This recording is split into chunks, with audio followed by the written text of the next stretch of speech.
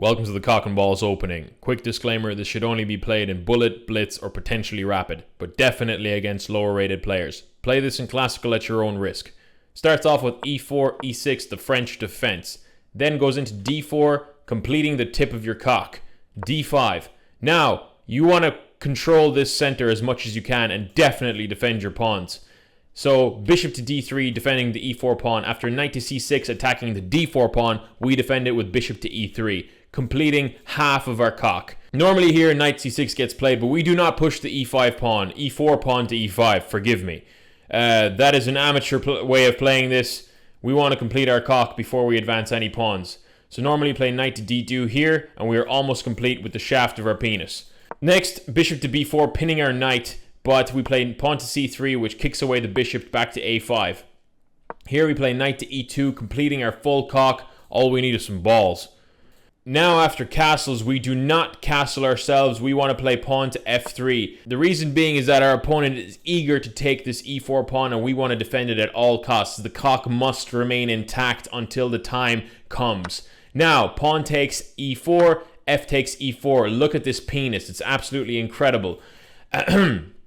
After knight g4 attacking our bishop, we want to be very careful in this position. We want to play bishop to f4, bring our bishop all the way around this way. Now, after g5, we bring back our bishop to g3, and then after h5, we want to kick away the knight. Now, if we were to allow this trade, it's perfectly fine for us. We'd be chilling, but our opponent would lose a very critical attacker at the risk of exposing his king even more. So normally they'll play the knight back to f6, which allows us to bring our bishop back to f2 and reposition it back to e3. After the bishop to d7, finally developing this light square bishop, we play bishop to e3, once again regaining control of our cock.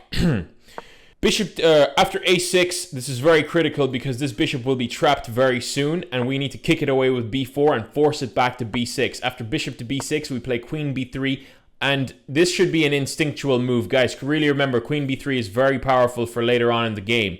Now, after knight to h7, we want to keep it very simple and bring in one ball for our cock to be supported by. This is the ball. This is the rook on c1. Now, if you look at the position, we are merely one ball away from completing a full cock and balls.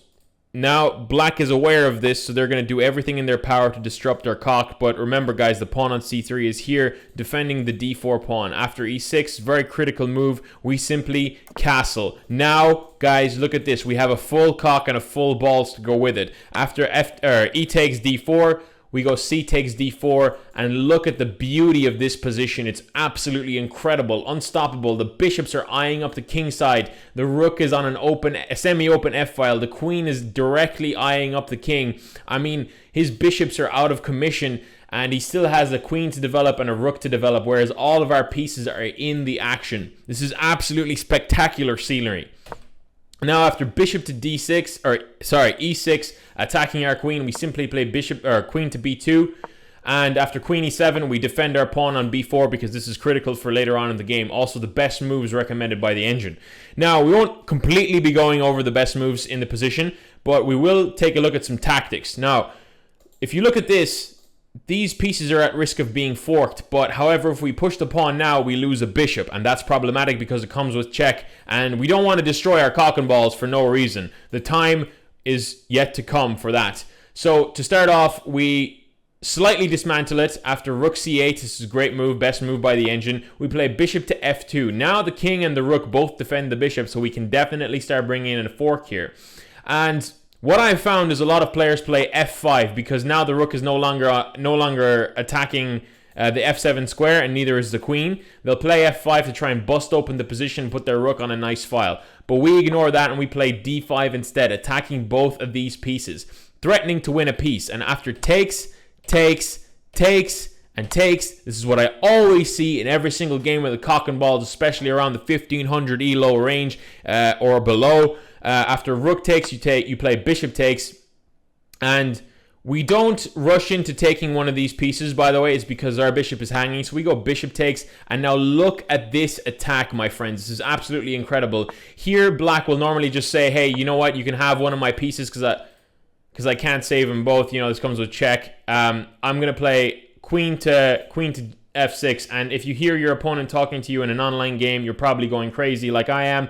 And before taking this queen, by the way, this queen to f6 move threatens to play queen f2 check, picking up a knight, so it's best to probably trade here. But before we trade, my friends, there is a move for us in the cock and balls where we utilize the top of our shaft one more time and play bishop takes h7 check, forcing the king to take, and after that we take the queen. After rook takes, if you look at this position, it's completely winning for white, and the engine completely agrees with me with a plus 3.6 valuation at this point. Now, you obviously want to be taking one of these pieces. I often, when I get in positions like this, I often take the piece wherein I can bring a rook into the game or activate another piece, which is taking the knight on c6, because after pawn takes, my rook can come into the attack and take on c6, and this pins the bishop to the rook. Now, I've had this position before, and after the king comes to g7 to try and defend this bishop preemptively, I normally play knight d4, and now it's a double attack. And after king to f7, you are threatening to win the game and be up a piece. So after knight here, attacking the rook one more time, after rook there, you simply take the bishop on e6.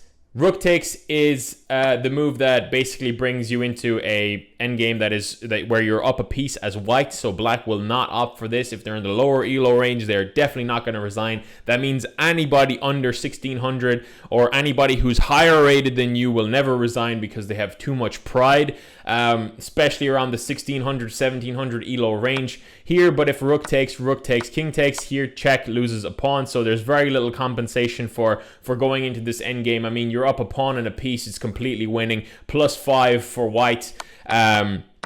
So if you look at this position, normally black should resign here, but if they would choose to continue on to play here, you can once again pick up this pawn and the king can never cross this, due to the fact that these are both defended. So if rook takes, now you're up a piece and a rook. The king can't go into this file because it's the rook is restricting it. Soon you're going to pick up this pawn and you're going to pick up this pawn, and there's very little for black to do in this game. I often win with the cock and balls in bullet games, and if you study the first 20 moves of this variation, you can definitely pull off some wins as well. So that's basically the first line of the cock and balls. In the next video, we'll be going over the compensation variation and the chode attack. Definitely hit subscribe if you like this analysis and if you would like to see more, and have a good day.